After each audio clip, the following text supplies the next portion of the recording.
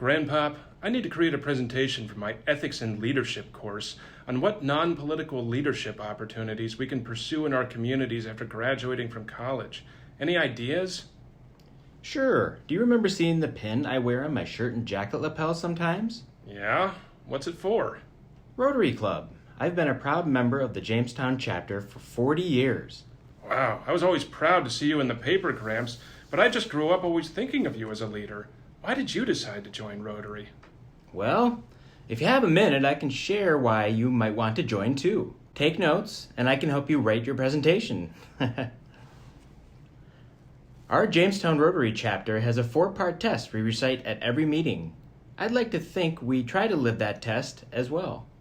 We ask ourselves, is it the truth? Will it build goodwill and friendship? Will it be beneficial to all concerned? And is it fair to all concerned? Well, tell me the truth about the Jamestown Rotary. The truth is, son, the Jamestown chapter wasn't considered a good fit. The Buffalo chapter complained that the Jamestown business community lacked diversity.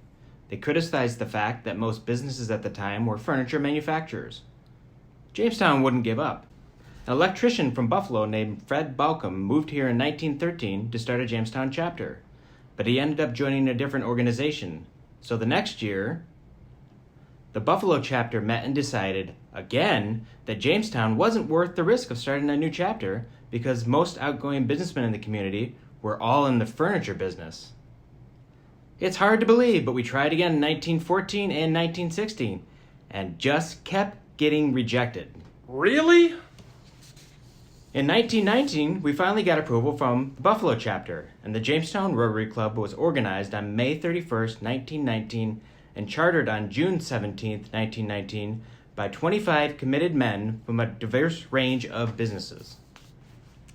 From that point forward, the club really strived to work and live into our 4-way test, starting with, is it beneficial to all concerned? Well, how did the Rotary figure that out?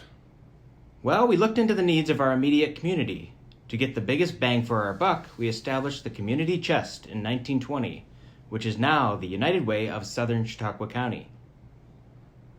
2 years later, we reached out to the disabled community, or what we call crippled at the time, to offer services that were not otherwise available to them. That included transportation to attend summer camp. It's hard to believe, but the truth is many Italian Americans in our community had no access to after-school activities in the early years of Rotary's founding.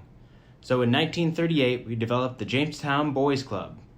The cost to join was 25 cents a year and became a life-changing experience for many, including the late, great Jim Roselli.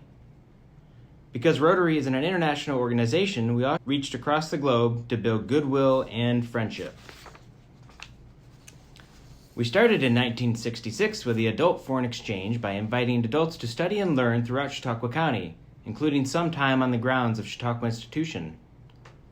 In 1968, we started hosting the District Exchange with students from foreign countries. One of the most incredible initiatives we became involved with was Polio Plus in 1988, and it's one we continue to work towards, and we won't stop until it's completely eradicated. As we work to expand our membership, however, we are growing in our understanding of whether it is fair to all concerned. And we had our first wake-up call in 1987 when the Supreme Court decided Rotary, as a service organization, had to accept women as members. And in 2 years, Jane Cleaver became Rotary's first female member. And within 5 years, Jane Cleaver Becker became Jamestown Rotary's first female president. Today, over 50% of our current membership is female. So I don't know where we would be without the women in our community. I think we're a richer organization having made room for folks who don't look like the original members of the Jamestown Rotary. Thanks, Grandpop. Your explanation of Jamestown Rotary was really helpful. I know it was just a snapshot of the history, but what a great service organization. I have a really dynamic friend who just started a small business, and I think she'd be a perfect new member. The one question I know she would ask me is,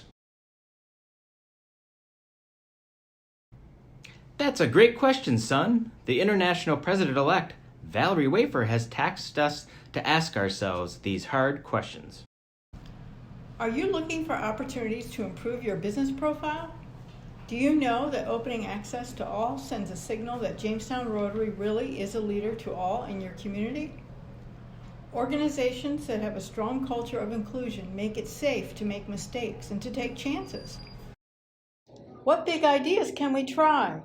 What are some ways a new member can enter a Rotary meeting and feel valued?